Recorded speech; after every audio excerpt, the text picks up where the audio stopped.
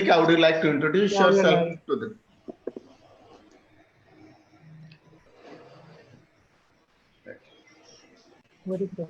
Seems like some people have logged in, but they are not near the system.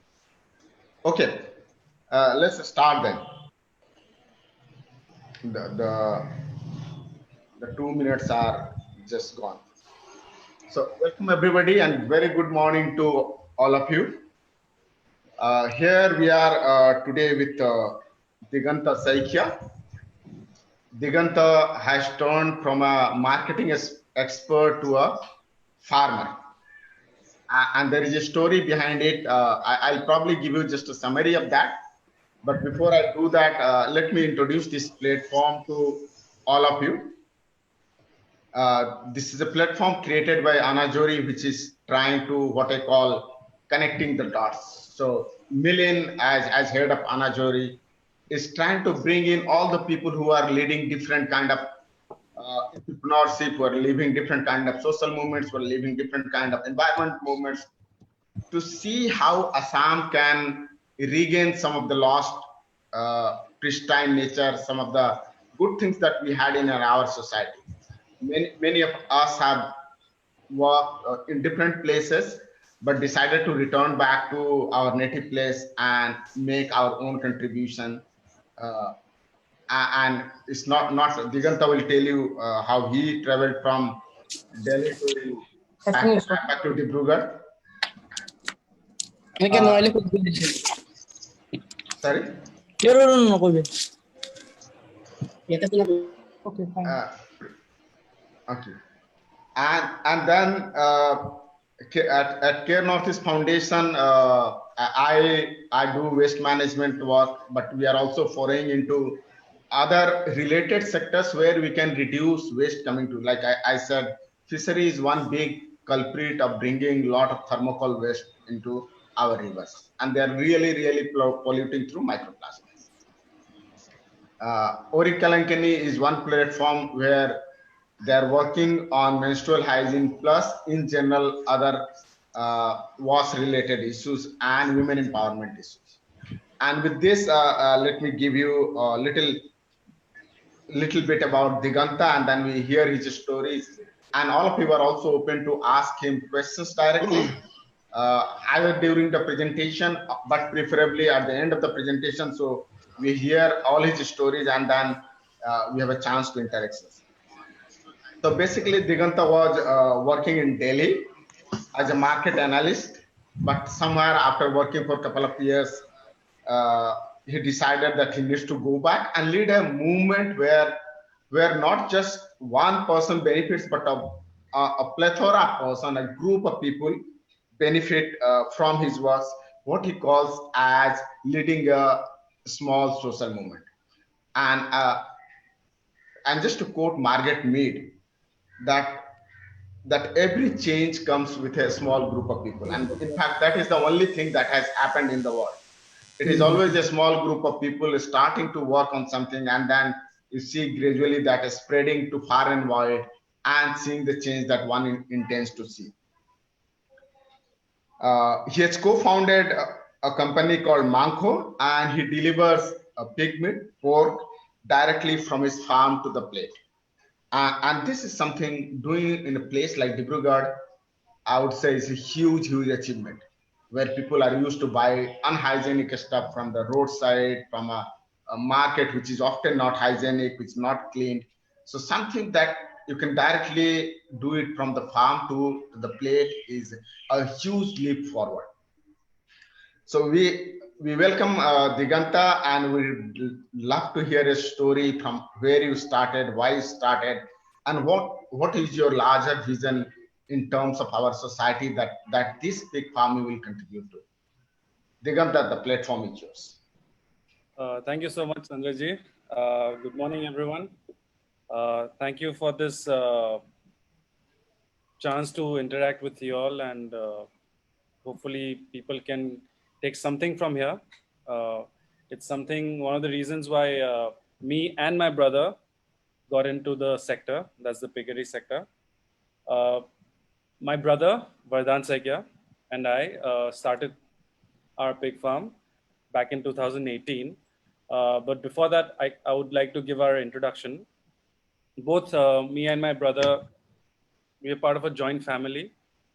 Um, our background is in tea, but we both moved on uh, in different lines to achieve our own personal and professional goals.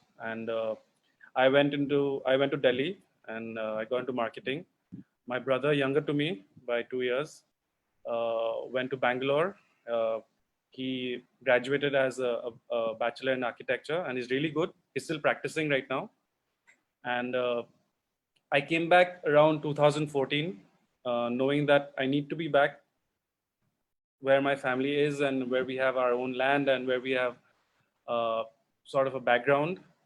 And I came back in 2014. So 14 to 16 was the time when I was trying to understand what Assam is, how the people is, how the people are, what the attitude is, and being alone, trying to do something is difficult. And I was lucky that my brother also decided to come back in 2017, uh, continuing his architecture here. And it's a very uh, I mean, the story is very weird because both of us in our minds were thinking about piggery, but never discussed for at least a year. Uh, because we've where I'm from, it's Kwang. It's a village, and we always visit our village folks, and every household will always keep 2-3 animals. There are pigs, and it's called backyard farming. That's 95% of our piggery sector is backyard farming, and that's where our the meat that we eat is sourced. So we always looked at backyard farming, and we always thought, if we keep 4-5 animals and we feed them in 6-7 months, we'll get good money. We'll get about 10, 20, 30,000. It's good money. We can do something. We can travel. We can use that money for something else. And then I know back in 2017, my brother and I discussed this. Let's do something regarding the piggery sector. Let's just start a small farm. And we were thinking of starting with 10 animals only. And we started studying the market. We started studying the sector. And that's when we got to know about mentor and now a friend. And most of Assam and Northeast know him, Manoj Basumatari, under whom we took training also. So we got to know about his story. And his is a moving story. It's inspiring. He was a branch manager in SBI. He left all that just to come back and do something in Assam. Diganta, just a second. I'm not sure whose microphone it is, which is creating a lot of disturbance. Dinesh Nath, can you please mute your microphone? And maybe you can also check. There is some disturbance, so probably everybody can't hear it clearly.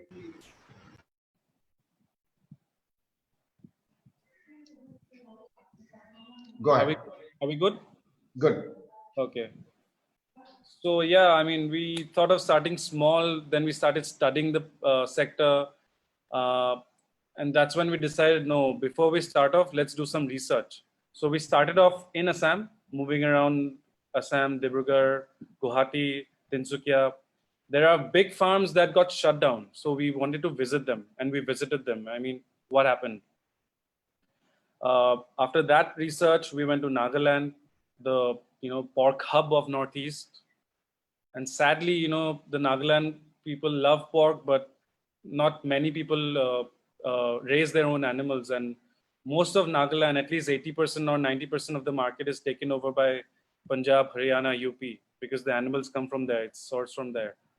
So that's one study that we did. Arunachal is one study that we did. Arunachal, there's a very nice government farm, one of the largest and the most successful that's been running, a government farm that's been running for over 30-40 years. So that's where we went and understood what scientific farming is. Then we went all over to Kerala, Tamil Nadu to understand the pork sector there. So if we call the Northeast a pork sector, the in South India, you'll see it as a pork industry because they've already moved on to a different level. And I had no idea. Like, I always thought the Northeasterns eat pork most, but Kerala is like the Nagaland of South India. where pork is huge. It's huge. I mean, it's an organized sector, and that's when we realized, so this is an organized sector. What we have in Northeast is just people raising animals in the backyard, and that's what's being sourced and that's what's being eaten in the market. But there's no organization. There's no uh, uh, uh, farm to plate concept. There's no understanding of what hygienic cleanliness is and scientific pig management. But then again, like I said, we got to know about Manoj Basumatari and his story, and we decided to train under him. But at the same time, we started off with our foundation and everything in our location, and we trained under him, and also booked our animals. So how a pig farm is you start a pig farm is, you just don't buy animals. You have to obviously have a setup. You have to have the infrastructure. So we booked animals 3 months prior, and 6 months prior we started building, because in Assam, the way the weather conditions are, it's not so easy to build something. And we started off late monsoon, so the rains were disturbing us. We started off somewhere 2017 October, and we finished off in March 2018. And from March till June, again, we had to wait. There was some problem regarding piglets coming in, or finishing our infrastructure. So 2018 June, 25th June 2018 is when our animals actually first entered our farm, and that is what we consider as our day of inception. And we celebrate it every year. We celebrate just this year our 2 years anniversary. So yeah, we took 2 days training under Manoj Da, and we found a huge difference versus commercial pig farming and how government run their farms. Government have fundings. People like us farmers, we don't have fundings. We have limited amount of land and even less limited amount of cash in hand, and not many people have cash lying around in the bank, etc. I mean, farmers like us, we run on day-to-day basis. So because we visited so many government farms, like my brothers, the architecture, we got our infrastructure ready, the blueprint, etc. And then we see Manoj Basumatari's way of running a pig farm, commercial farm, and that's completely different. I mean, you can't think about how government run their farms, because they have the funding, they have the land, they can make large rooms, and they can keep only one animal in them or two animals in them. That is not what I can do, or what we can inspire other people to do. So that's when we understood that the limited amount of land you have to utilize that by doing intensive farming. You cannot think, fine, if a government runs a farm in 1 bigha land by keeping, say, 20, 30 animals. No, if we have 1 bigha land, we'll keep 300, 400 animals. And that's the way to go ahead. I mean, you follow scientific ways of running a farm, but at the same time, a commercial farm has to run intensively, and thinking about how we can utilize each amount of space that we have. So 2018, we set up a farm based on how a commercial farm can run. 30 by 100 feet was the space. That's 3,000 square feet. And we got, so you can run a farm in two ways. One is a breeding farm, where you have X number of females, Y number of males, and you start breeding and you start getting piglets.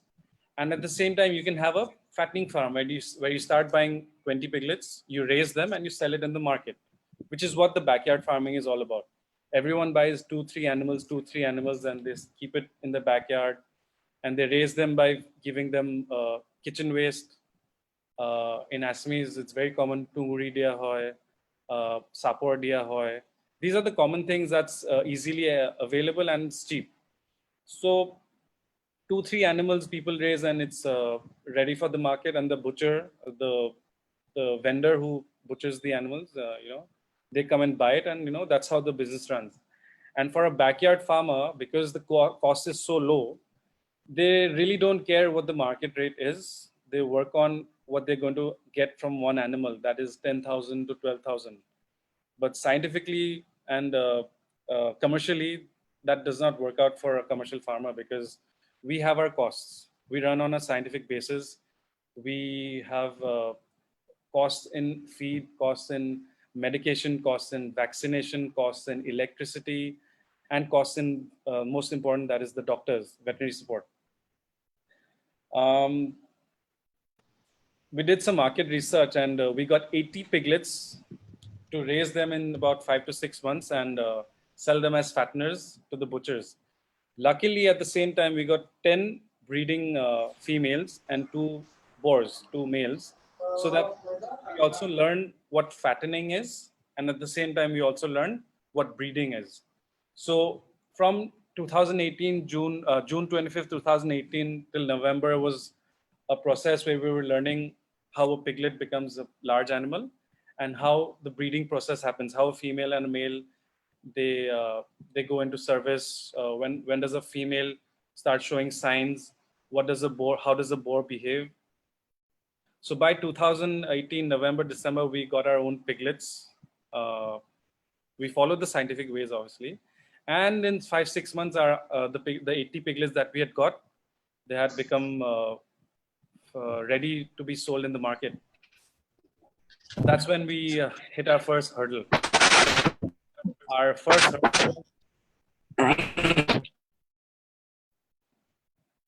first hurdle was when we approached the butchers. They looked at our animals as backyard animals. Then they started. So there's no scientific way of, a practical way of going about it. What they do is they look at an animal and they set up a rate. Okay, your animal will pay you 10,000 rupees. And that has been the practice for over 10, 15 years. And that's the backyard way of, running a pig farm or a pig sector. So we had our own costs. We explained to them, when you start looking for your animals, that's where their main cost is looking for animals in villages. They go on bikes and start looking for animals. That's their cost. That's their petrol cost. That's their time, etc. I told them, you don't have to look and go around. We have a setup, and if we have an understanding, you give us at this rate, we'll sell you at this rate. You will get an animal every day. But because they were spoiled with the fact that no, we only buy animals at 10,000 or 12,000 rupees, we understood that model is not going to run.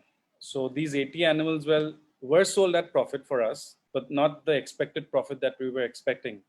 So these 80 animals were sold between the 2018 December, 2019 January. So those 10 animals and those 2, so the breeding stock that we had, the piglets that we got, that market suddenly looked very good. People approached us because our animals were pure, and we got very good rates. So then we decided, if the piglet market is good, we'll stick to the piglet market, because your piglet is set at one rate. 4,500, 5,000 or 5,500, depends on the quality. And you don't have to negotiate. People come, they look at your piglets, they book it, and and you can take and they can take them away. And one good thing about the piglet market is, the piglet business is, people pay you in advance. So when people pay you in advance, you get that money to roll. You get a money to start to run the farm. And in the fattening business, the problem is, for 5, 6 months, all you're doing is feeding. There's no income. So those 5, 6 months were difficult for us. And then the most difficult hurdle was when we were not able to sell it at the rate we were thinking of. So that was the first hurdle. We had to cross it. We were expecting many, many more difficult hurdles. So we face it. We had to face it, and we had to move on from there. So 2019, we decided, if the piglet market is what we are going to go into, then let's go get good breed from outside, that is Punjab. And we were thinking of getting 20 females and about 2-3 boars. And we realized the difficulty in actually planning to do that. You have to go all the way to Punjab or Haryana or UP, and you don't know the people, you don't know who to trust, you don't know where to source it. We thought, we are young, we have time, we have the energy, we have friends in Delhi, in Punjab.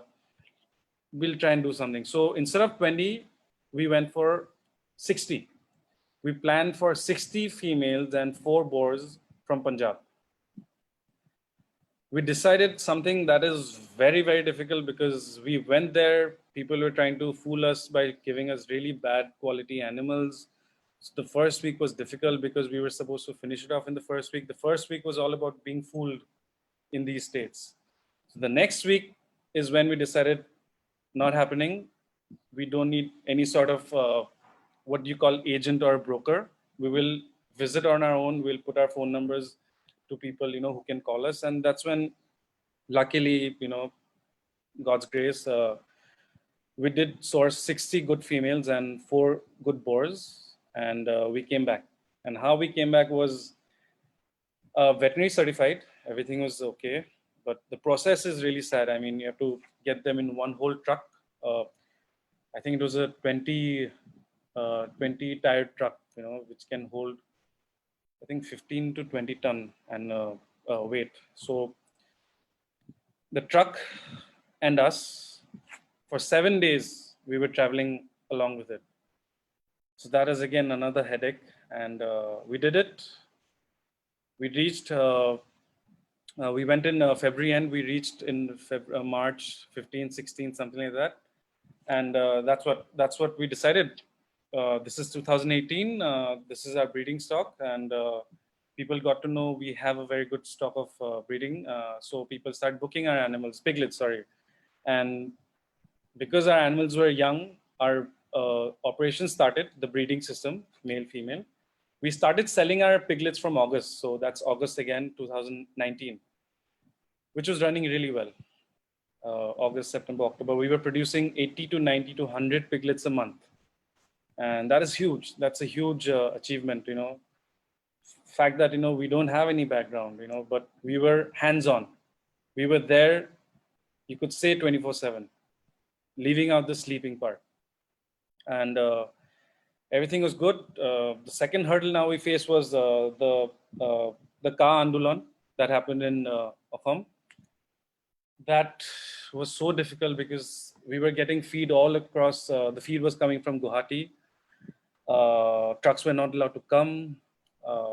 The drivers were scared to drive their trucks all the way here. This was a very difficult phase because these are animals, they don't just, so even we, I mean, if you're hungry, we have to eat. If they're hungry, they have to eat.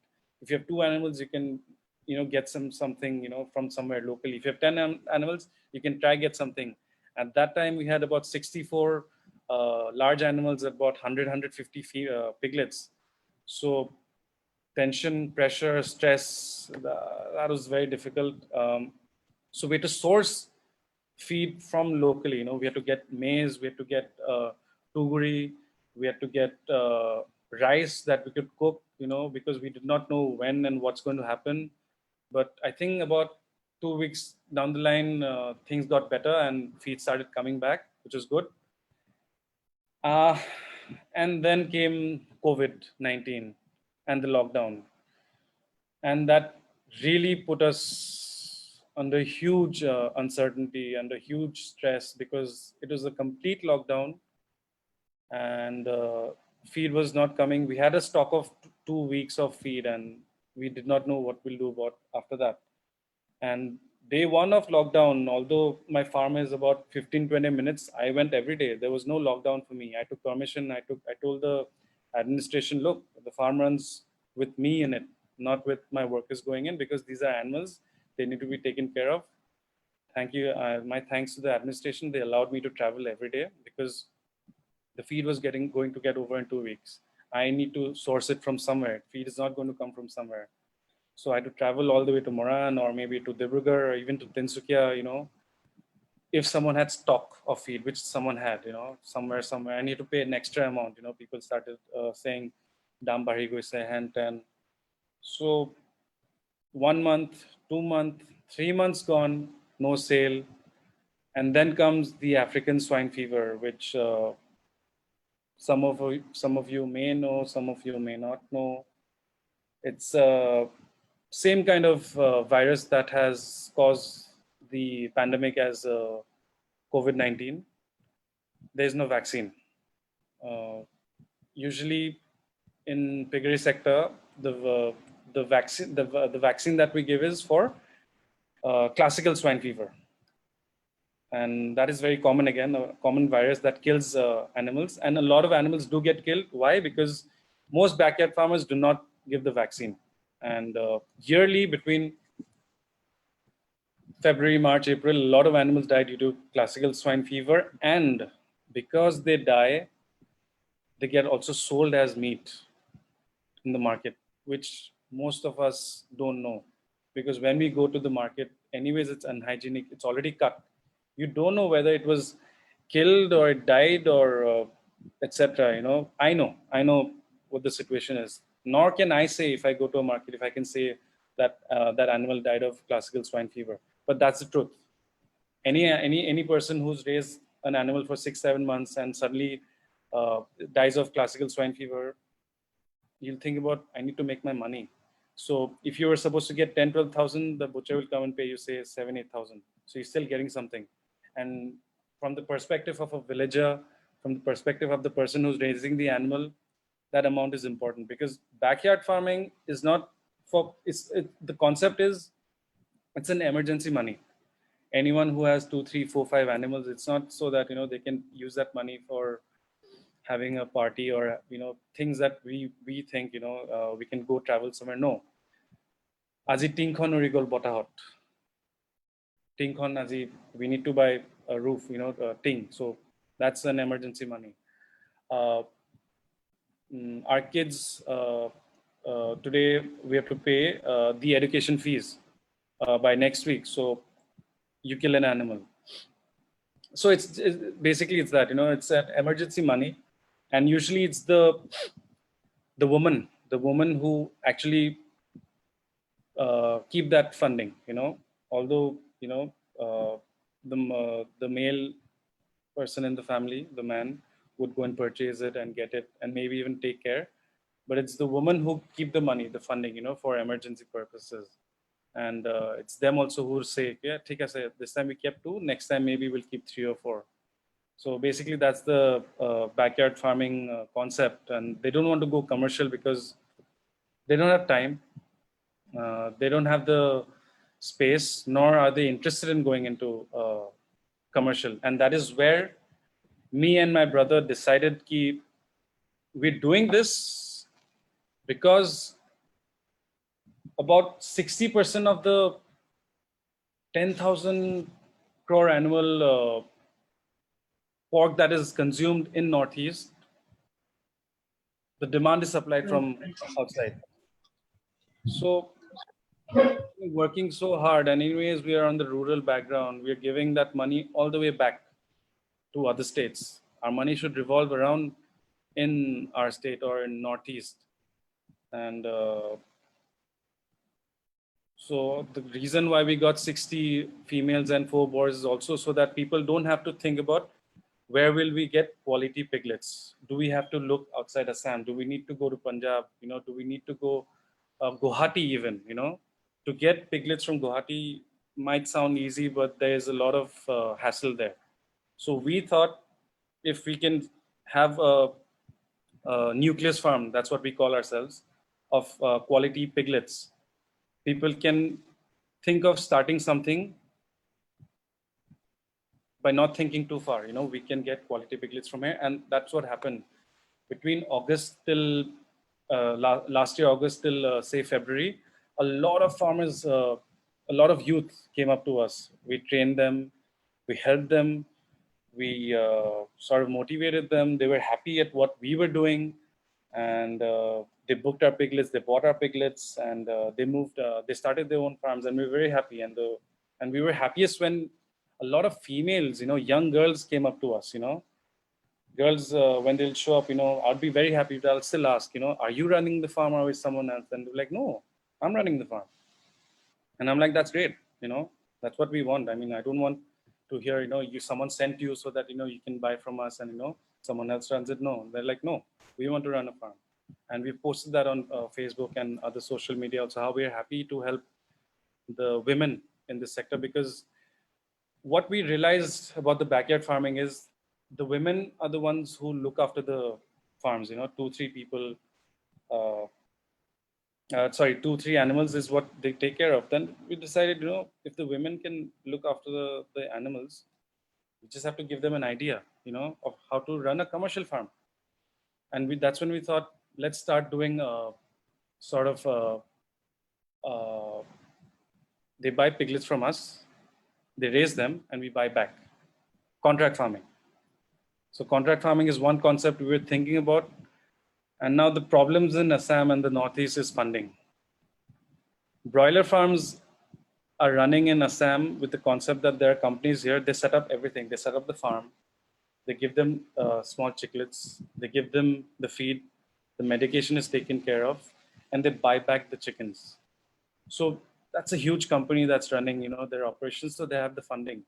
So when we approached some women in our areas in Kwang, the social movement that we're thinking about, that no, we can help them, they thought of that idea. You build our farm, you give us piglets, you give us the feed, and you buy back our animals. I was like, everything is okay.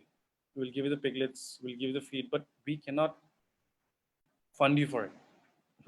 I'm just a small farmer. We might have taken money to run this huge setup, but I don't have the funding to, not just one, there were like 10, 20 females who asked for this setup, which we were very happy about.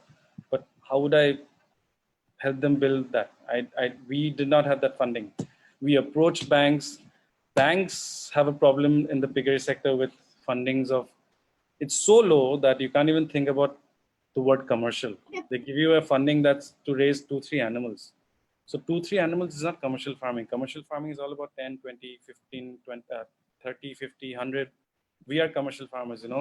So we're trying to set up something with the government that you need to start funding farmers or pig farmers with a larger amount, so that they can start big. Anyone who's starting with 5 animals is going to take at least 2 3 years to set up something big.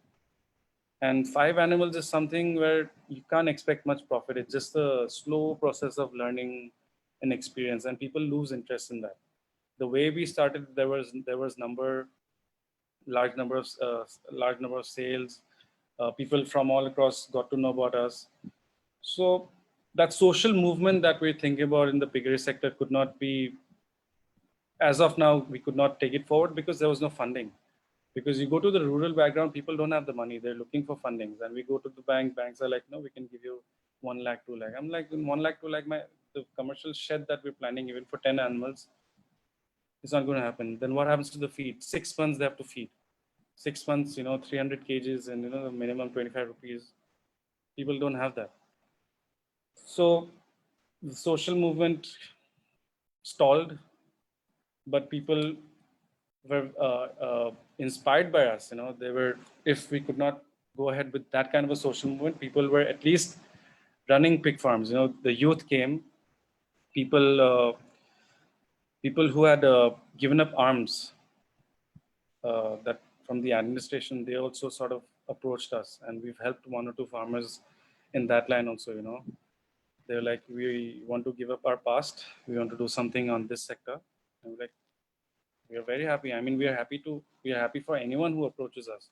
And the training that we were giving, we were not asking for any monetary, anything in terms of money there, because training is something, it's an experience for us to impart something. And our kind of training was not entirely scientific. It was all about what we have experienced in these 2 years. Because science is one thing and practical knowledge is another. You might know a lot of things in the book, but once your farm runs, that's when you get to know, okay, so this is how it happens. This is how you face. Everyone has a different experience. We just wanted to give our experience, and it has helped, because we were true in our approach. We were not trying to hide anything. We were not trying to get something out of it. No, our idea was people like me who wanted to do something for Assam or for something, so that we can show something to the world. And if I could see the same person in someone else, is exactly why we were helping out people. Then there were other people who looked at us, we are very young. They'll think, these guys, they think they're over smart. We got a lot of comments like that. They're so young, how can they help us? So then you can only help the people who want help from you, and people who can't take your help, you can't help it. If out of 10 people, 5 are motivated by you or inspired by you or getting trained under you, and they go and help another 5 people, and those 5 people help another 5 people, I think that's a movement we are happy about, because there are a lot of obstacles in Assam. People have their opinions, and opinions. Assam runs in opinions, and Northeast runs in opinions. In fact, India runs in only opinions. Opinions. So yeah, so once COVID happened, we have completely stalled. In fact, since March 20th, 21st, 22nd, since the Janta curfew, and now we have not sold one piglet. So zero income from Peterborough farms. And back in 2019 is when our seniors, our mentors, doctors, veterinary supporters told me, the way you're running the stock that you have, I think you should start setting up your own stall, a hygienic stall. And 70, 80 piglets is your sort of average number that you get. So why don't you retain them, fatten them, start selling? So, which was a very good idea, because like I said, a problem in the fattening business in the commercial side is you have a cost which the butcher is not going to pay for. If 12,000 is my cost, they'll start they'll start pricing the animal at 10,000, 11,000. And I'm like, that's not going to happen. But once I fatten my own animal and, set it up in a stall, I don't have a middleman. I have a butcher who will get paid on a regular basis. He gets a sort of salary, but I'm getting the value of the whole animal. And that is the concept that is running, if not in India yet, because South India still doesn't run on that platform. But the piggery industry outside India, where it's huge in America, Amsterdam, that's how it is. You have a huge, our farms are small compared to them. They have stock of 5,000, 10,000, 20,000 animals, which they have shops for. They process the meat from there. So our stock is good enough to sell one animal a day.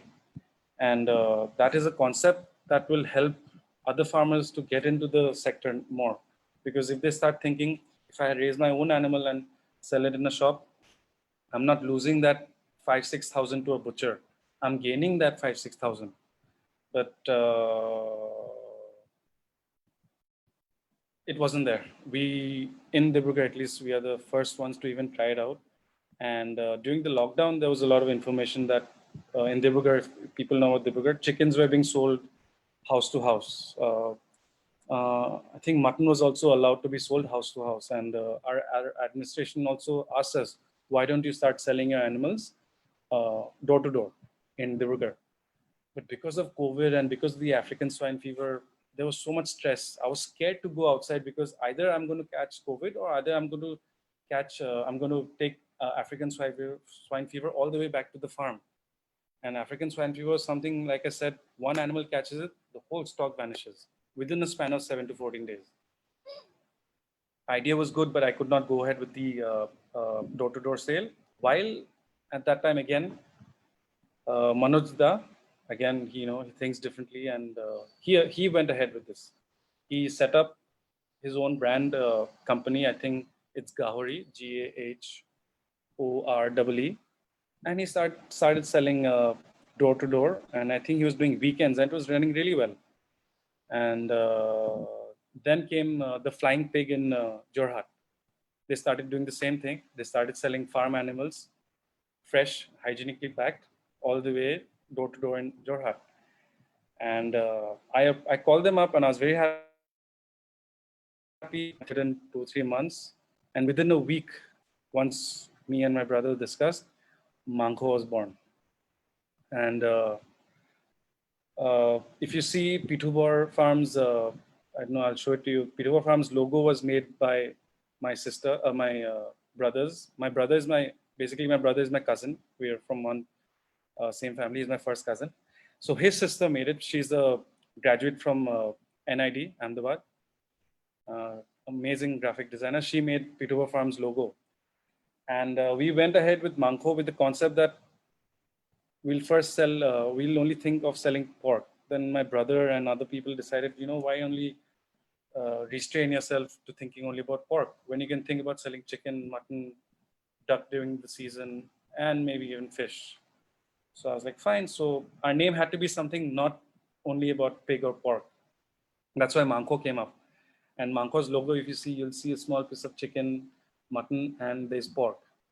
So within a week, the logo was up, and in 10 days, we put up an ad on Facebook and WhatsApp, and suddenly the interest shot up. And I don't remember the date. It's, I think, the 18th or 19th day today. On the first day, we had 7 orders.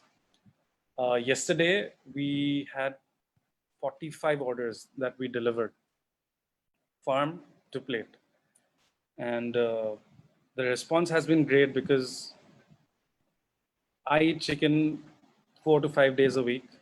And given my idea about hygienic and cleanliness, leaving out whether I'm a farmer or not, because I was in Delhi and I saw how you get meat, I would always love to go to a hygienic store, where there's either chicken, pork, or anything being cut. Because right now, if you go to the street, you will see flies or, roadside where there's dust and pollution, and you're still buying that because that's the only option. And we thought this concept should work, and it's working really well in Dibrugarh because first, people are happy that, it's clean and hygienic. And second, we're delivering right to their doorstep. They don't have to come out. And during COVID times, there are a certain percentage of people who don't want to come out. There are a certain percentage of uh, elderlies who want to stay back and, enjoy their meals. They want to be at home, although stressed, but know that, they're getting their favorite meat, that's Gahari. Because people should know that Dibrugarh or Upper Assam, I'll say Dibrugarh it's a pork hub. And it's something that, it's community to us, People say Gahari is emotion. I think Gahari is beyond an emotion. The moment you have Gahari for lunch or dinner and you feel, things are good, things are safe. And I can see a lot of positive interaction, a lot of positive emotions coming out from what we're doing. People are happy, people are sharing photographs because there was a phase where there was no Gahari, there's no pork in the market. Now there is, and not just Gahari, there's clean, hygienically packed, well sourced. What we are saying is you can trace the meat that has come to your plate because the traceability is as simple as, from our farm to your plate. And that is the concept that has been running everywhere. And what we were thinking about, the social movement has again come into the picture. People are very happy with what we're doing. Farmers are very happy with what we're doing. We're getting a lot of support. So I and our farm cannot cater to Dibrugarh.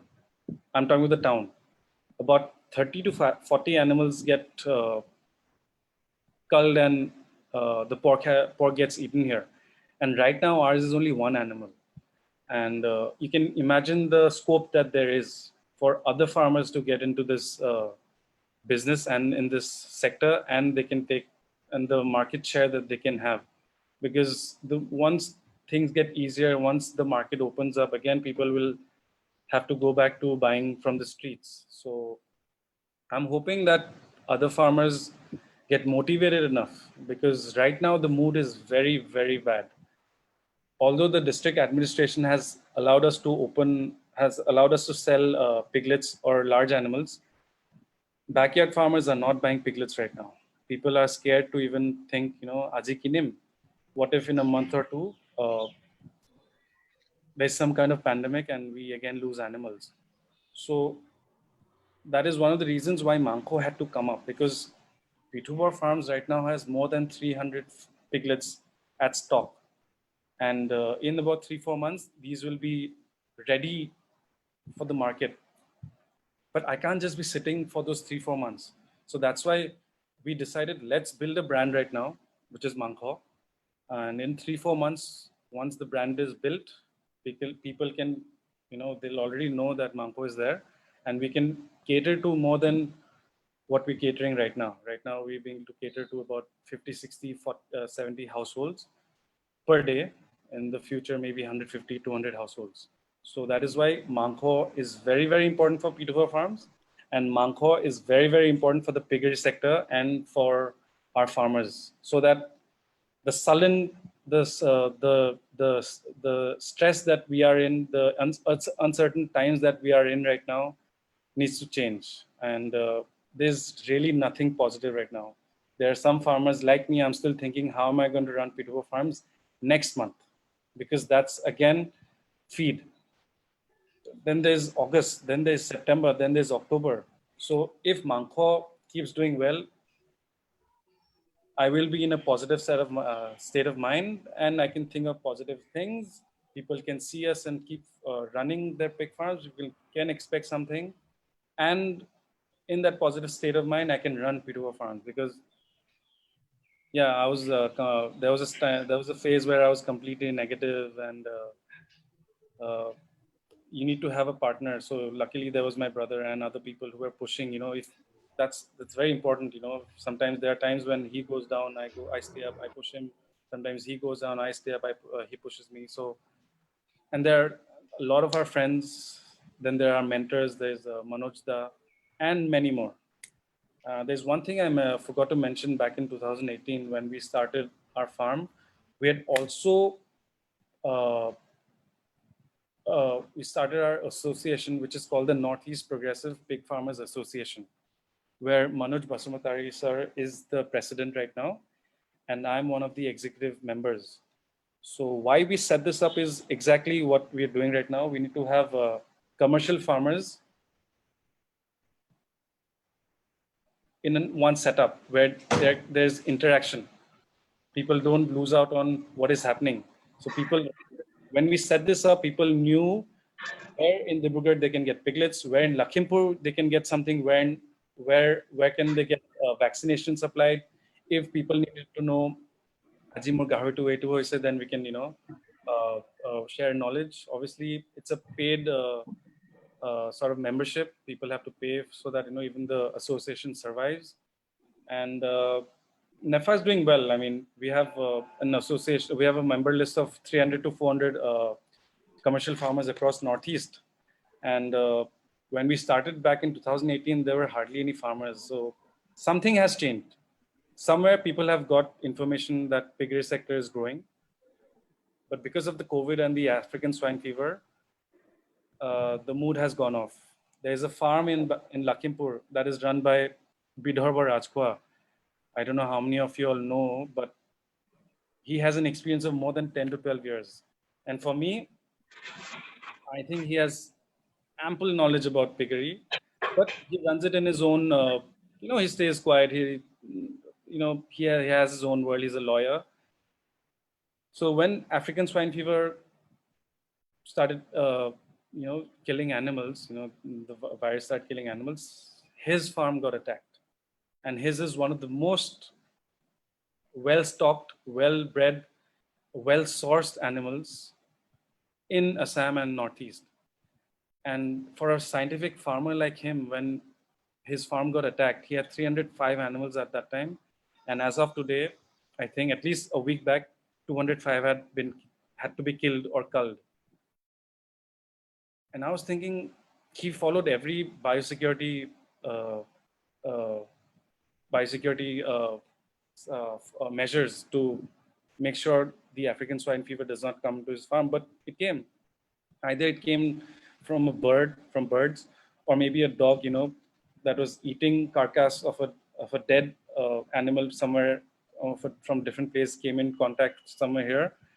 So the moment that happened, this is way beyond Mankho, that really pulled us down, because we were following all biosecurity measures, but we had no idea that any moment a bird might just come and come in contact with the animals. I did not have that much security. So there was that phase where I was thinking, I'm doing everything I can, but tomorrow I might get an African swine fever. But that phase is gone. Mankho is here. But I would like to pass on this information to everyone that African swine fever is in Assam. Although the market is open, it's not gone.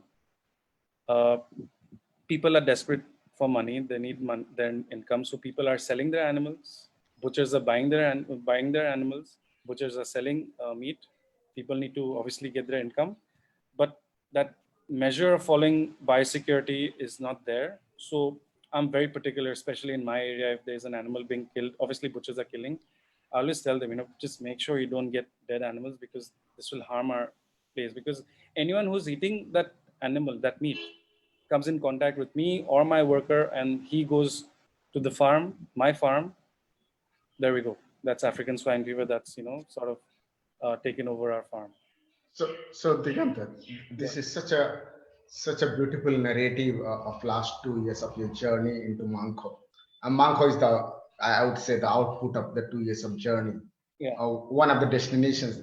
Warren Buffett, he once said, "Don't put all your eggs in one basket." Do you think that people who are in this business should also diversify? I mean, when I do, like when Milian was saying he wants to do organic farming, he wants to do piggery, or he wants to do goat farming.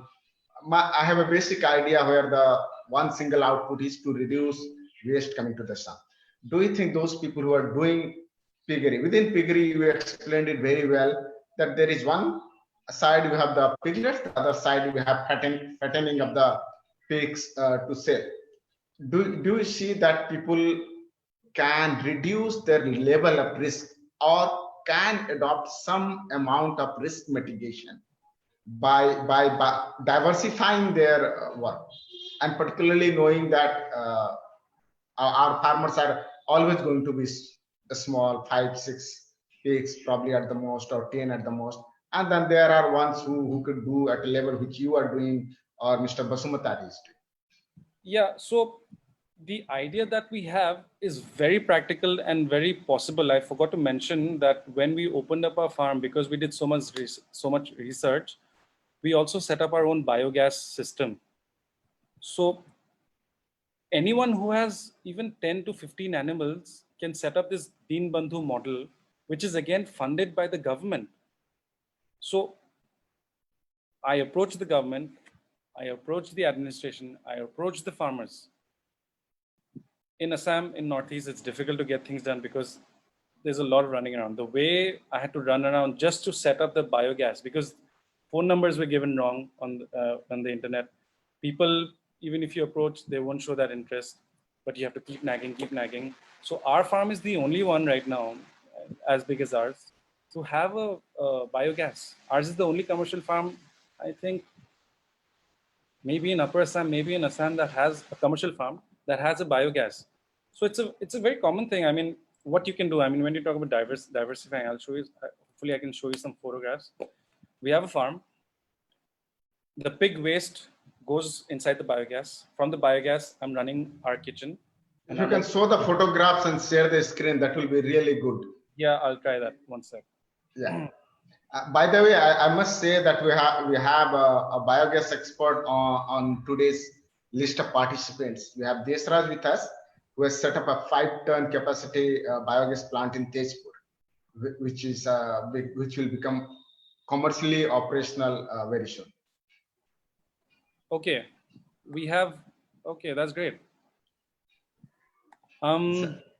So maybe Desraj, you can say hi. Hi to Diganta. Hi Diganta, this is Deshraj here. Yeah. I think we'll have a chat later. We'll have a chat. Sure. Go ahead. So I think you can see our screen here. Can you? Yes. You can. Right. Great. I can see. I hope everybody also can see that. Okay. Can you see can you see the mouse moving? Yes. Yes. So there's a lot of photographs. I've not practiced this, so I'll just try it. This is the farm, from outside. This is how it looks. I'd rather go the important ones. So when we started our farm, if you can see this, so most farms have their feed made on concrete, just concrete place where feed is given. We purchase these from a vendor that this has come from abroad. We've purchased it from a third party. So these are SS feeders. model, Yeah. And these have very good lasting. Water does not have any problem. If you can follow my mouse, there's a gap here. You have to keep it in a slanted mode where you can clean it. There's a Outlet. there's a top there, and once you fed it, you pour water and the water goes out. So this was something that was very important for us, because again, we're trying to set up a model. We're trying to give an idea of how you can actually run a commercial farm, so that you don't have to keep rebuilding, there's always breakage. Animals are such, they always, and pigs are such, they always break, and concrete is nothing for them, really nothing. So that's the SS feeder. And if you can see, this is the drinker. So these are drinking bowls for pigs. Again, this is something that's not there in Assam. And pigs are very clever animals. Most people don't know that. They're very, very clever animals and very smart. So initially what you have to do is you have to put some water somewhere here, so that, when they're thirsty, they put their snouts. And here is where the nose gets hit. 11 o'clock. So the nose gets hit here and the water starts pouring. Okay. So the water that we give to our animals is not, just poured. It comes directly from the tank, and it's a 24 hours supply. It's not like if they're thirsty, there's a time where, the water gets poured and, that's when they drink. And if they're thirsty, they don't get water. No. So whenever they're thirsty, all they have to go is, go to the drinkers. So this is just a drinking bowl. Others are using nipples. So most other commercial farmers. This is our farm, and this is the biogas system, basically. If people know, this is the Deen Bandhu model. This is a concrete model. The pipe is here where, the Inlet. pig waste goes in. Yeah. And I'll show you the, sorry. This is basically the model. The pig waste goes in here. It gets stored here. There are two pipes here from where the gas goes out. And here's where the outlet is. So once the gas goes out, there is no smell in the farm, because the gas is what releases that, that awful smell. And so, like I was saying, the diversification. So once you have a biogas system, what happens is the pig waste, you can start making money off the pig waste. The farm that we have, there's a lot of pig waste. So some we use in our kitchen garden, not just in the farm, back home also. I'll show you some photographs. And some we sell it to, not even sell it, we're right now giving it for free. You just take it and you put it in your paddy, or you take it and put it in your tea gardens, and it's running really well because people are not paying, and we're not looking at money right now. It's a social movement, like I'm trying to say. People need to build this in their farms, and it's a government funded project where you don't have to pay for the labor. Government pays for the labor. You pay a minimum amount, about 10 to 12,000, and you have a biogas system at your farm. People are hesitant, people are lazy, or people are saying, we will, and it's not happening. So it's not happening. But there are two people who have already taken the idea and they have set it up. One in Dibrugarh and one, I'm forgetting that location. And I'm very happy because hopefully people follow their model now. There's one thing I do want to share, which is very unique. I'll go to this photograph. So this photograph is from 1966, 1967. Back here is my grandfather, who, just like us, although running a tea garden, had interest in doing something else. And the history and the facts are very sort of vague because he died very early, so he did not pass on the information why he was doing this. But this is something, if you could see these animals, these are large white Yorkshires. Hello? They're large white. Hello? These are large white Yorkshires, pure breed. And what we can guess is the government sort of had some sort of process of maybe allowing some farmers to run a pig farm. So back in that time, most Assamese folks were not eating pork for a very long time. In fact, even till the 80s, 85, pork was not the most common meat. In fact, it was post 90s and post us moving out and knowing pork gets eaten daily, me getting the exposure from Nagas and the Arunachali friends of mine, the taste and everything about pork. So basically, he was running this farm on the basis that he was supplying piglets to the missing people, Miri people, beyond the Brahmaputra, beyond where actually pig farming was happening. But beyond that, I really don't know how long this farm lasted, but this is something that we are associated with. I mean, our grandfather did pig farming back in 60s, 70s, which no one can think about. And right now, his grandsons, without knowing much about this, are doing the same thing right now. You can see these photographs, how our farm is. This is the breeding process. This is a Hampshire pure breed. This has come from symbiotic farms. Manoj's symbiotic farm, and the large white Yorkshire has come from Arunachal. So this is when we started our farm, when we had 10 plus 2 breeding animals. This is where the water gets stored and gets supplied, as for drinking. That's 2,000 plus 2,000, 4,000 liters of capacity of water. Sorry about all this.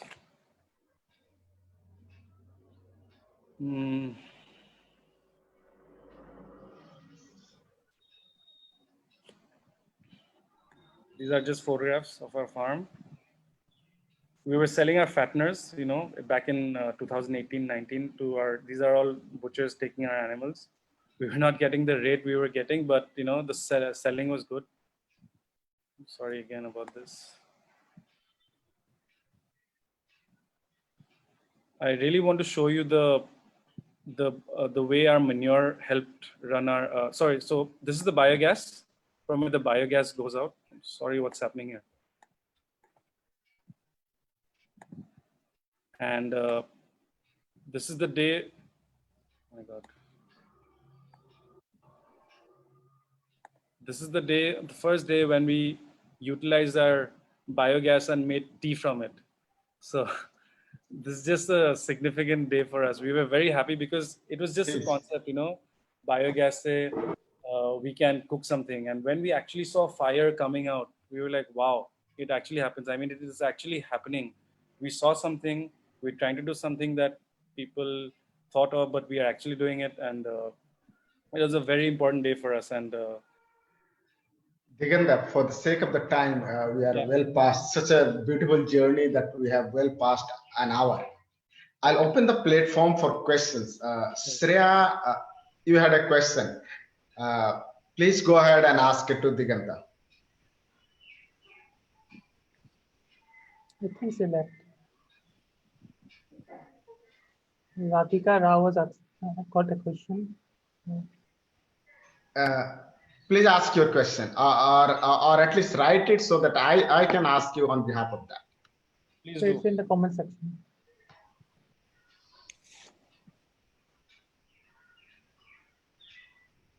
Shreya, are you there? I do not see Shreya here.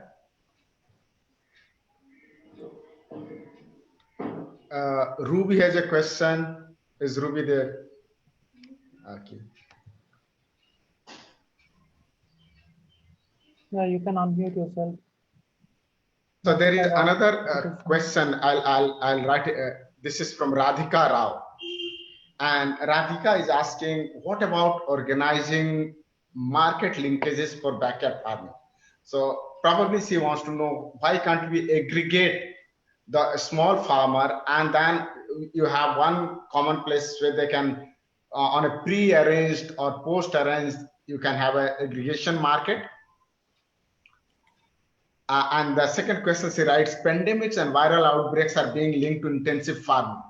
Doesn't it defeat the purpose of hygienic meat on people's plate? wouldn't you intensification and attracting buyers away from backyard takeaway? So I'll. Yes, that's very good, excellent question.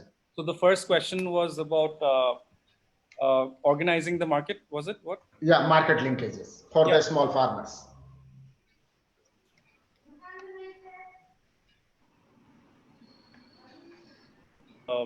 Get organized. Some. Is my internet okay? Yeah. Yes, we can hear you clearly.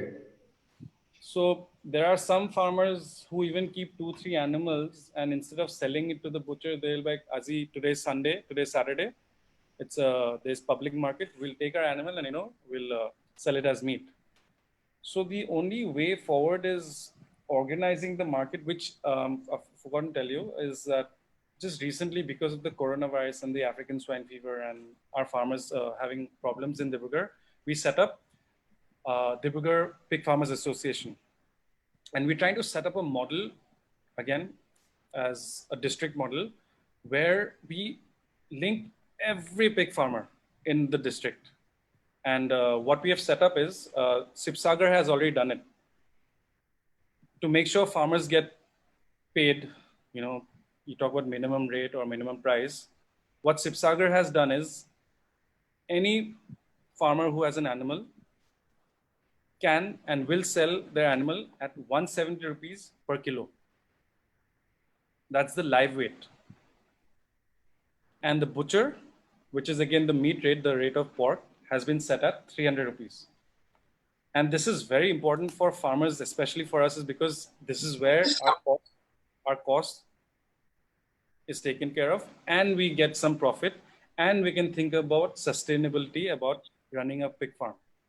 So 170 rupees is a very good rate, and 300 rupees, people are complaining right now. I forgot to tell you about Manko. When we set it up at 320 rupees, people are saying, how will daily wages buy pork? How will every day, how can you raise the rate so much? Then I had to tell them, the butchers have completely controlled the rate for their benefit, so that, you can keep eating at, whatever rate it is. When we started our farm, we started our feed cost at 21 rupees per kilo, 2018. Today it is 29 rupees. And if you really go for the quality, it's 35 rupees. That's like 15 rupees jump. But in the last 2-3 years, the rate of pork has not even jumped 10 rupees. So how does that help us? That is commercial farming. But any backyard farmer the cost has not changed, because they're giving the same feed, rice, kitchen waste, rice bran, rice polish, etc. So about organizing the market, this is one way. 170 rupees a farmer gets, they're happy. They don't have to have any negotiations. And 300 rupees is the butchers, which we don't have to. The other way, the most legitimate way, is to have slaughterhouses. Slaughterhouses pays for the animal. If I'm a farmer, I take my animal. If it's 100 kilos, it's sold at one rate. The farmer gets it at a good rate. Slaughterhouses are hygienically done, the culling, everything, it's clean. The butcher buys it at one rate and sells it at a store. So that's a completely organized sector. It sounds very practical. In Guwahati, they tried it with mutton, and the rate shot up because there's so much cost involved. The farmer has to take his animal there. The butcher has to get the animal from there. There's a cost of, running a slaughterhouse, and you can't just have one. So the price of mutton, I think, really shot up in Guwahati. Although it ran, if I'm not wrong, it's not running anymore, because it's a concept, it's a good move, but there has to be some practicality in it. So in Dibrugarh, if we thought about setting up a slaughterhouse, it can't be one. Tinsukia, how big it is, how deeply, there are so many rural villages. How can, someone from, let's say, Guijan go to one end of, place where there's a slaughterhouse, the animal gets culled, who's going to take it? So about organizing it, one way is that what we are trying to do. I have 80 piglets a month. I give it to the backyard farmers, they run it on their cost. They give it back. We'll have a contract. I'll buy it back from them. But it's not working out. That's not working out. We're trying our level best. Contract farming is one way where they don't have to worry about anything except, raising the animal. and we are already giving them the buyback guarantee. So people can, instead of running 2, they can run 10 animal farm, and instead of earning 5,000 per animal, they can run 5,000 into 10 animals. That's 50,000 instead of just getting 10,000 out of 2 or 3 animals. So about organizing, I mean, like I said, slaughterhouse or contract farming, and this needs support from the administration.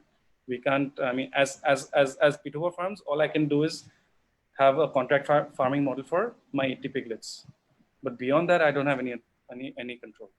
So about organizing, I can only talk about. I can only give that much input. And what was the second question? Sanjay, you are mute. So the second question was that this kind of industrial farming, if I can say, also leads to pandemics, as he's saying that there have been case studies where it has been shown that such intensive farming may lead to, and also probably not great in favor of the small farmers.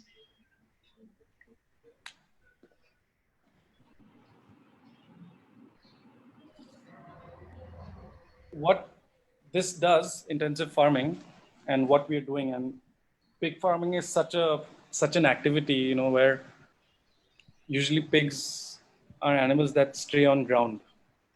They like to be on grass or on soil. That's their natural habitat. But what we have done for commercial benefit, or for the way to run the pork industry, is, you know, we set up concrete setup for them, where it's not natural for them. Everyone is running. Everyone has animals in the Northeast back in their homes, at least 80 to 90% in the rural background. And about intensive farming, I mean, if you think about the pandemic, you know, what it could lead to, it's happening, or there's news, or there's articles that, you know, there are information leading from Chinese farms that, you know, such and such diseases or pandemics might happen. But if that happens, that happens. But right now, if anyone has to benefit from farming, it has to be intensive, as of I know. It's not so that we have our limited amount of land. And in that limited amount of land, as of now, we have to run it that way. I mean, if at the end someone says, you know, we cannot have pig farms at all, that's a different scenario, that's a different point of view. But till then, if someone has to earn a living, or if someone has to get into this sector, it has to be in this format, because there are three type of farmers. Backyard farmers, you know, they have animals tied to ropes on nothing but on soil for the entire 6 months, 6, 7 months, 8 months. They're tied. They're not ever let loose, and they're fed twice. They're given water twice. The second is us, commercial farmers, where we're trying our level best to give them the best housing. You know, we're not trying to give them that tortured life. I mean, where it gets shown in a lot of articles, you know, we do care a lot about our animals. In fact, I do care a lot about animals, but this is business, and, you know, we have to look into the commercial side also. Then there's the third farmer, the retired person who has a lot of land, who's given up his government job or that commercial life, and is laid back. He's taken a 15 bighas of plot, and he's left his animals and stray, and, you know, he's not looking at money. He has 5 pigs, he has 3-4 cows, he has goats, he has chickens. That's not going to lead to anything. So they are just hobbyists. They're keeping animals for their hobby. But as far as intensive farming goes, as far as I know, this is how we can go ahead. If there's science, or if there's some research that we need to do on how we can keep away diseases or pandemics, we need to do that, but we need that support from other people. I mean, we hardly have much study going on. And back in Northeast, we are no one. We are really no one. We're just people who have pigs. That's all. And we are trying to set up something And in that hurdle, if governments say, you cannot do this or you cannot do that, then you'll have to follow those steps, I guess. But until then, as of for me, I think this is how we have to go. If someone has to do commercial farming and sustain their model in the long run. Diganta, you have an interesting question. Somebody who has visited your farm says Meenakshi Bujar Barua. She says, I was lucky to visit your farm last year in February, last February. And her question is, have you initiated in any way to create a knowledge hub on piggery farming and the know-how, how it can be disseminated to others? So, That's asked particularly from the perspective of women farmers, that how they can be promoted, which you mentioned in your narrative. So that's the thing. I mean, we are so new. I mean, I'm just 2 years old into this business. We have plans. I have so many ideas. I want to do so many things, but the farm keeps you busy so much. The amount of energy, amount of time, and I'm a guy who's hands-on. I like to be on ground. I want to, if someone's washing, even I want to wash. I'm taking care of piglets, even I want to be there. So when people visit me, I try and impart as much knowledge as possible, but I'm not being able to do those YouTube channels or blogs or write articles. But what about materials that is already existing at, and maybe we can collaborate together to compile at that, because you are not the first one, you won't be the last one. Right, Like right. you said, Manoj is there. There might be many more. How about compiling the best practices and then put it at one place? Yeah, I mean, I don't mind doing that. I need help. I mean, I have knowledge. I need someone who can listen to it or take down. Create it. I have no problem. Like I said, I actually don't have the time. That's why my ideas are all about the piggery sector, and maybe one or two people associated. Like for example, piggery can be combined with fishery. 70% of pig waste is fish feed. So which means 70% of your feed, fish feed, is free. So if you have 10 animals and 1 bigger plot of you're saving 70% of your feed. Yeah. You're saving 70% of, so there's a lot of information. I mean, I'd love to share. I have no problem. So, You talked about something very interesting, Diganta, when you were narrating your journey. You said that we live in perceptions and opinion.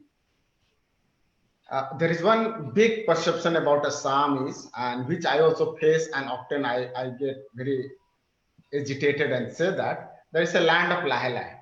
So here is a person from the land of Lahalai, goes to Delhi, does a good, well-paid job as a market analyst, and that person living that fast life in Delhi comes back to land of Lahalai and starts doing something on his own, which can create or steer a movement leading to what today the Prime Minister calls Atmanirbharta. So how do you describe this, living the Lahalai land, going to the fast moving place, and then coming back to the land of Lahalai, and how do you negotiate this journey? So luckily, I was in a boarding school from class 4 till class 12. So that Lahalai thing was never there. In fact, I was pushed every bit. And my background was never about education. If given the chance, I'll always bunk class and do something when it comes to any activity. And I was always in the field. So that's why I'm always, this piggery sector or anything regarding farming, even in the paddy. I love to be on the field.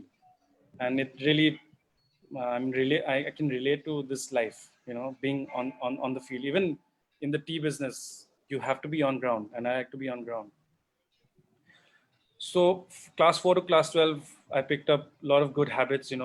One is about waking up early and sleeping on time. That's boarding life, and being on the field and sweating it out, and you have to give in your best. And in sports also, it's not about just learning a sport. You also pick up life lessons from it, which you can apply.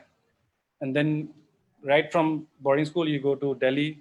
Delhi is fast. People are busy. People the 5 days that they work, they just work, and that Saturday, Sunday is when they go off, and they go off. There's no, work-related stuff. And because I was from the boarding school, the Delhi life rubbed onto me. Obviously, the social life as well, because in Delhi, sun would set around 6, 7 o'clock. So if I could work or do something, I'd still end up playing 2, 3 hours longer, because it's 7, 8 o'clock, and you have better infrastructure to play other sports indoor. So then I come back, and I knew, how the perception is and how the life is. Rural life is still laid back.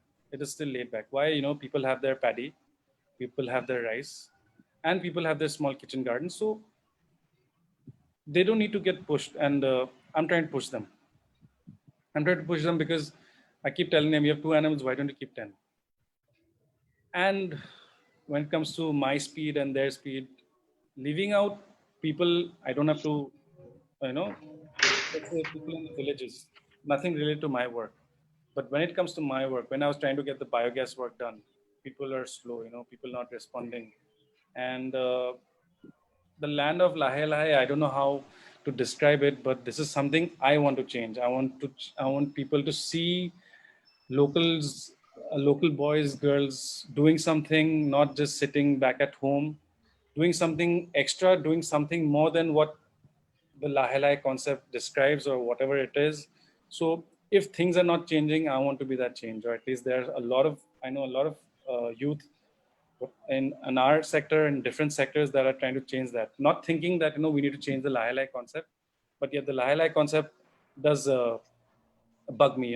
It's something I don't like to listen. Oh, how's the Lahe Lahe life? I'm like, whatever, it's not what I am. It's not what I want to do. That is why in 2 years we have achieved so much. We're trying to not wait another year. We're not trying to wait another month. We're not trying to wait another year. We're trying to move as fast as possible. We're trying to change things as soon as possible, so that people can see change. They don't have to wait longer. So you mean to say that it's not just about doing business in a more professional way, but it is also about changing the perception about what people have, outsiders have about Assam and Northeast. I see Radhika Rao here. Radhika, you wanted to ask a question. Please go ahead. Yeah, thank you so much, Sir and Diganta. So I just had a question about the housing. I mean, I saw the pictures and I saw pens and crates. And so you were talking about housing. What kind of housing do you and most commercial farmers across India use? And what do you recommend or promote? So what's happened is we invested in our infrastructure. And I'm not saying we had the money. We had to beg, borrow, and not steal. We did everything except stealing. So our infrastructure was something that when people saw, they'll be like, okay, this looks tough. So, but we had to do what we had to do because we were trying to set up a model. I could not show those photographs, but the 3,000 square feet that we have, that's our main shed where our breeding happens. The model is such that the first 50 feet, females are kept in different rooms. They're called group housing. And once they come on heat, at the end of the shed, there are 4 rooms where our boars are kept. The females go. I'll try and since this will help better if I show images. One sec. I'll have to find that now.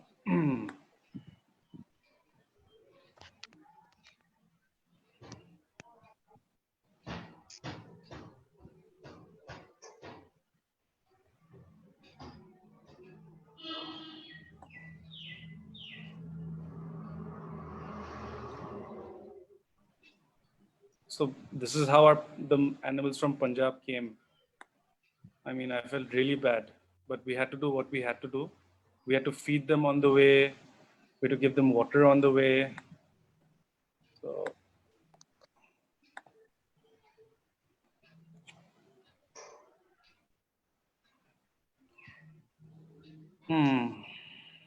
So our females are kept in these farrowing crates. Okay. Can you see this? Yep. Yeah. Okay, so this is a very important concept because the first 2-3 days is a time when the female gives birth, and then she's very, very tired, and she usually sleeps in this position for hours. Most of the more than 50% of the day she spends like that. And there are times when they sleep on their own piglets, and even if they're screaming, even if they're about to die, the mothers don't move. And a lot of a lot of farmers lose animals because of that. And we're trying to change this. So these are called farrowing crates, where the female, even if she turns and tosses around, does not uh, quash any piglet. And this is how you at least save one animal. So if you have to look at one piglet, it's a cost, right? So you're looking at one piglet as a revenue. For us, one piglet, although was 4,500 last year, today it's 5,000 to 5,500. So you lose one animal because of quashing, you're losing revenue, you're losing that amount of profit. So the question that you asked, I need to go, I think, right up. I'm very bad at this, please don't mind. Okay. I think I did share a photograph recently. Yeah. So can you see these initial rooms? So these rooms have females kept in them. These are called group housing. Okay. So when these females come on heat, right at the end, there are 4 rooms where the boars are kept. 1, 2, 3, 4. So these females go, and the service happens, and they come back here. And after 21 days, I'm just giving some sort of science because the technical part is important. So after 21 days, she either comes on heat or she doesn't, which means if she comes on heat, she goes back again to get served. If she doesn't, then from the day of service to 114 days is when she's going to give birth. So after 110 days of that service, we take her to these 12 farrowing rooms that there are, whichever is free. She goes in at about, say, 110th, 111th day, and she'll give birth on the 114th or 115th day. In the piggery sector, the numbers really work out well. They work exactly on those days. The science is in those farrowing crates, they give birth. If you're a very good commercial farmer, you will keep them for 35-40 days. There are farmers in the backyard when there's no science, people are not knowing what to do. They used to keep for 60-65 days, which actually makes the mother weak. So we keep them for 35 days, and the mother again comes back here. And within 7-8 days, she shows heat again. She gets served 14 days, and then she'll give birth. So it's almost like a process. These are dates that you have to follow. When you asked me right now what kind of setup one needs to do, it's a difficult, not a difficult question. It's all about funding, what kind of funding you're planning to do. So right now what I've done is I've set up another shed on the left side, which is only built concrete floor, which is only built on bamboos, only bamboo partitions. So when people saw this, and when people saw our idea, that's when people were back into getting their motivation. Okay, we can start running a pig farm on this model. Not everyone can do what we have done, or the investment that we have put.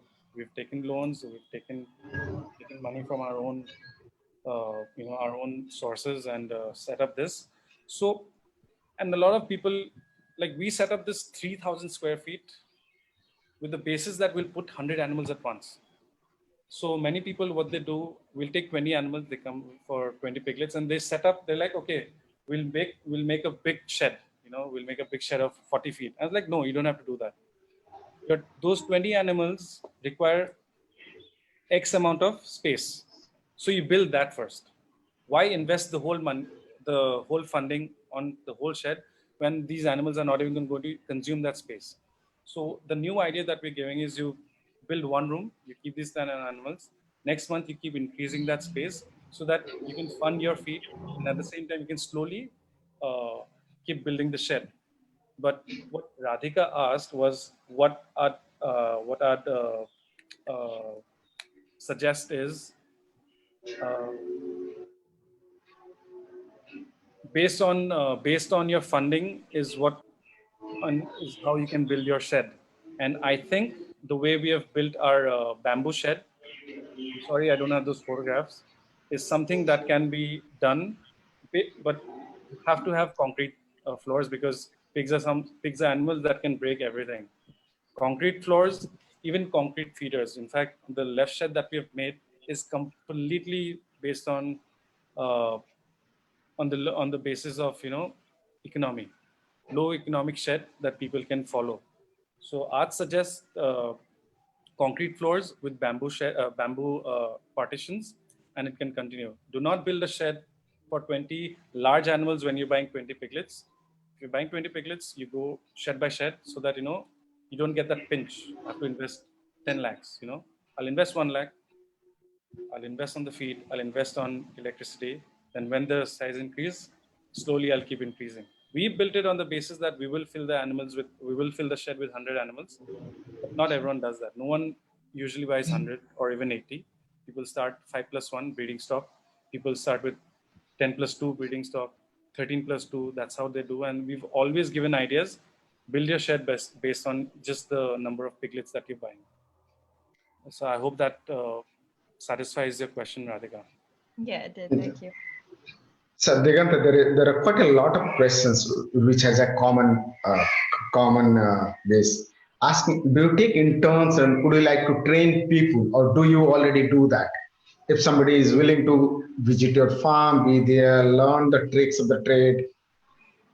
So again, this is abnormal times that we're in. This is COVID, and this is coronavirus. African swine fever. Normal time. In normal times. Yeah. In normal times, what we've done. Is we've not trained people. People haven't come and got trained. For 2 days. People call me, random people. They come to the farm and I give them that, like I said, my experience and the knowledge. I don't set up, like my brother and I've been trying, we'll start training, 10, 15 people, 10, 15 people. It's never worked out. We have all the theory. We've written it down. But we've never got that time. We've already imparted training to about at least 100 people. How much I remember, how much I know. And at least 15 to 20 breeding farms have, we've initiated, they've started from our farm, they've taken 5+1 or 8+2.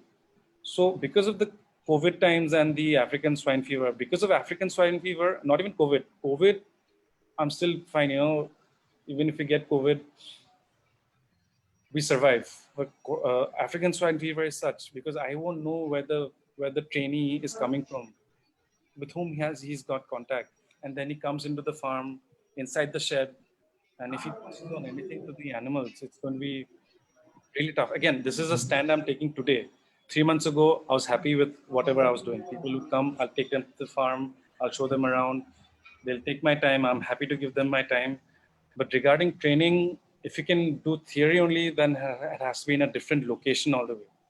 Yeah, I can show them our farm, how we've shown you photographs. But I think anyone coming inside the farm, even if someone says it's fine here, I don't think I'm going to be, I'm going to be like, it's fine. There's that scare, there's that uncertainty. And we are trying to survive right now. This is a time when we're trying to survive. Trust me, it's not normal times. African swine fever is here, coronavirus is here. And it's all about surviving. I cannot say whether I cannot guarantee whether African swine fever will not attack us next month. I cannot. This is how it is. But because of Mankho, some positivity, so we've completely locked down our farm. Only farmers and us is who enter. There's no one else that enter the farm right now. No visits, no selling. So about training, I mean, if anything, I'll always be happy. I mean, you can obviously call me. Our farm is always, our photographs are already there. And like someone had asked regarding knowledge, if you can share some knowledge, whether in theory or, videos or anything, I'll be very happy. And one of the reasons why we're doing this webinar is because we cannot meet, Yeah. We're usually doing seminars instead, meeting people now. That's also not possible, social distancing, etc. So yeah, training, I mean, that's how it is. Manoj Basumatari, Manoj Da, He does training, I think every month, 2 or 3 slots, about 15 to 20 people. And he's not done it because it's not possible, because the way they're training it is, first is everyone sitting together, and second, they have to enter farms. So 2 things he can't: coronavirus, again, African swine fever. Abnormal. And that's understandable. But I'm happy to help out. I mean, like I said, there's nothing I want to hide. There's nothing I don't want to impart. I'm still learning. So if I'm sharing anything, it's just my knowledge. I hardly know anything. Thanks so much. To a normal farmer who wants to raise a pig farm and want to earn, and say, for example, what we need today is 25,000-30,000 rupees a month to have a decent living. What kind of investments are required so that there is a regular kind of income of, say, an annual 3 lakh, 3.5 lakh rupees? So what kind of investments are required? Okay, before we go to investment, so the coronavirus was a blessing in disguise for us in 2 things. One is, there was a time when there was no feed for us. Feed was just not coming, because of the lockdown. And then there was sourcing. Our farm was running from 2019 August onwards with the process of piglets. People book in advance, you get an amount, and we can keep running that money every month. So the last time we got any amount was, I think, back in February, and since February till now we're not getting an advance booking. So before coronavirus, our per kg feed, which was the compound feed that we were buying, was 28 rupees per kilo. Right now we've gone into, I won't say traditional, but I think the right way of running a farm is, because see, the compound feed is made of maize, rice polish, wheat bran, rice bran, mineral mixture, salt, soy. The most important part is the protein. So if you can source that from a mill, rice mill or any kind of mill, whether in Tinsukia, whether in Dibrugarh, which we did. So from 28 rupees, my feed has gone back to 22 rupees now, where I started back in 2018. And this 28 rupees was a good feed. There are feed that, like I said, is 35 rupees. So let's say I was running my farm at 32 rupees. Now I'm running my farm at 22 rupees. And this is again something I've been telling farmers now. You can stop buying feed that's coming from outside. You can start regulating the cost by going to what we're doing. So this is one blessing in disguise. We have completely stopped buying that compound feed. We mix the feed, maize, rice polish, etc., based on the scientific percentages, the composition. So when you said about making profit, I mean, you cannot make profit if you are a fattening farm where you're buying piglets. Say say you buy 10 piglets, you sold those 10 animals, and you bought 10 piglets again. That is just not the right way, which we were thinking initially.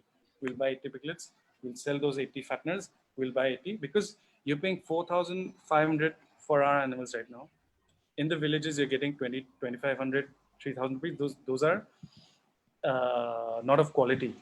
Our animals become 100 kilos in 5 to 6 months.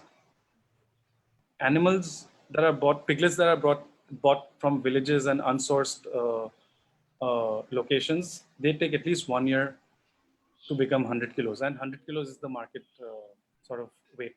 That's the market weight where butchers try and buy that animal. So the concept is very simple. I mean, ours is 60 plus 4, where we're getting 80 to 90 piglets. You stick to 5 plus 1. You're in a rural background. You have 5 plus 1, 5 females, one male, and you run the system. And these 5 females, if you buy piglets from us, that's 6 animals. They'll only start breeding after 5-6 months. Once they're once they're of that weight, and once they're of their size. So these 5 females, I'm talking just 5 plus 1. If you're looking at the cost, that's 5 into 1, that's 6 into 4,500. That's your cost of buying the animals. And the cost of feed is going to be 300 rupees per 6 months, 300 kgs per 6 months per animal. So, you have to do the mathematics there. So the only way a farm can sustain and can grow is to have your own breeding stock. So whenever people come to us, as for profit, I'd rather tell them you take our animals, you fatten them, and you sell them. That's for my profit.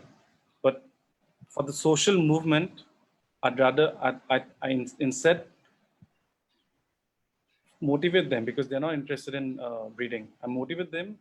You don't want to take 5+1, you take 2+1 because you'll get piglets from there.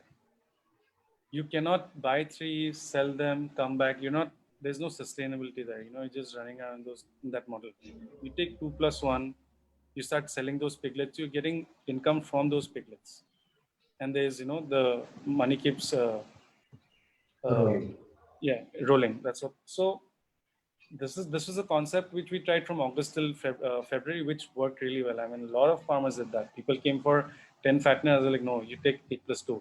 No, you take 5+1. So someone who came with 10, thinking I'll take 10, then he was hesitant, so he'll start with 3+2 or 3+1.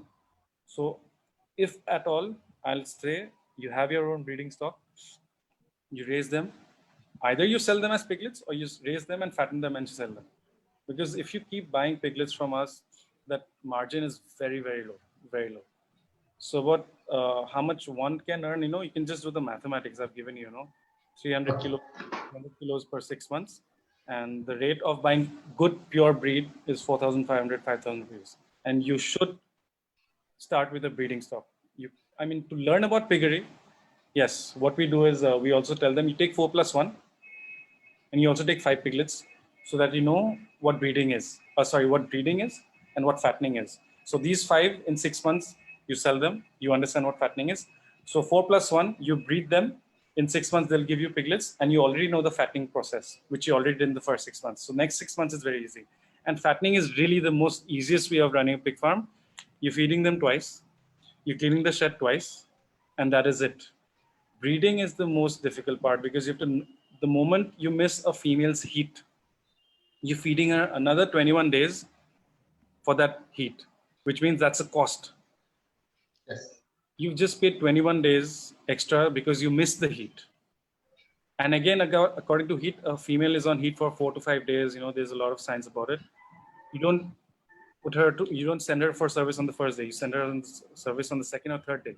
So a lot of people, if they miss the heat, they're putting her on the 4th day, or if they see the heat, they're putting her on the first day. So again, after 21 days, she comes back on heat. So that is why a lot of people, they come and say, my pasta gahuri ki name. I was like, have you done farming? Do you know anything about it? No, can you tell us? So that is why it becomes very important for me. I do want to sell my animals, but I don't give them 5+1 without them having any knowledge. That's why it becomes very important for me as a seller and as someone who wants to do something regarding the piggery sector here, that, they know something that, that's why I tell them, 3-4 months you feed them. The 5th, 6th month is when you need to get in touch with me and I'll visit you. We'll visit you and we'll tell you how to manage the breeding part. So to anyone who wants to get into the piggery sector, start with the breeding lot because you're wasting time and money just running a fattening farm. There's no one does any fattening farm anymore. So that means anywhere between 50,000 to 1 lakh rupee investment one can start with. Then again, there's the shed. There's a shed. Okay. There's a shed, and right now I'm not asking people to have their own source of water. For 5+1 or 10+2, you can have your own tube well. You fill the water and you fill it. You feed them water, which is fine. But you're right. I mean, for a 5+1, 1 lakh is okay. 1 lakh is okay. Good, guys. It has been a good 1 hour and 47 minutes. If there is 1 or 2 more questions, we can still take it. And I guess Diganta is not very tired to I had a question, answer sir. you. Yeah, please go ahead, Priyansha. Yeah, I wanted to know, like, all your experience, your studies, did that help in some way in starting up a business? Your studies, your past experience in job, everything, did that help in any way? Did my past education help me in any way? Is that what you asked? Yeah, yes. Yeah.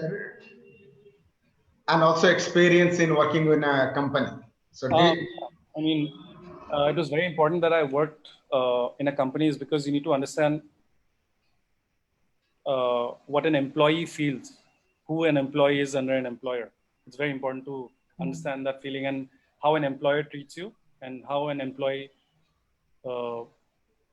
feels, that relationship. And I did get the positive and the negatives, and that became very important to me because having your own tea business, you have your own workers, and I'm someone who likes to be very social, and I'll make sure that people are happy. So that was one thing that I learned while I was working in Delhi, but also to understand what how an MNC works, what professionalism is, what submitting your work on time is, being ethical, have integrity, working hard, and not lazing around. So these are some things that I picked up so that you can apply it for life and work. And regarding education, I mean, my background was commerce and marketing. So I mean, right now for Manko and Peterborough, I'm doing a lot of marketing and a lot of advertising, and it's only Facebook, but you see the advertisements. Still, I saw your logo, like it really attracted me. Like then I called Melinda, like we should talk to him. I was like so much excited after looking at the logo. Yeah, so the logo has got the attention of a lot of people, and imagine the logo was made in 10 minutes. We called our sister as like, oh god, this is the concept, and she's really good. So I wish you can show us her photo so we can send her congratulatory messages. Oh no, I don't. She's not so. So I don't think she's on Facebook. She's hardly on social media. She's based in Bangalore. She's working for a company, and sadly, last 3 months have been so bad for her. She's work from home. It's just been work from home. So people staying inside also, your brain gets corrupt. So hopefully things get better. That's all I'm expecting. I mean, we're all in different moods, and it's not like anyone is having any good time. I mean, if Manko is happening, that's good. But trust me, there's so much negativity here right now because of you don't even know what's going to happen next month or 6 months from now. Is it worth working this hard? So it's a balance, Luckily, Manko is pushing us right now.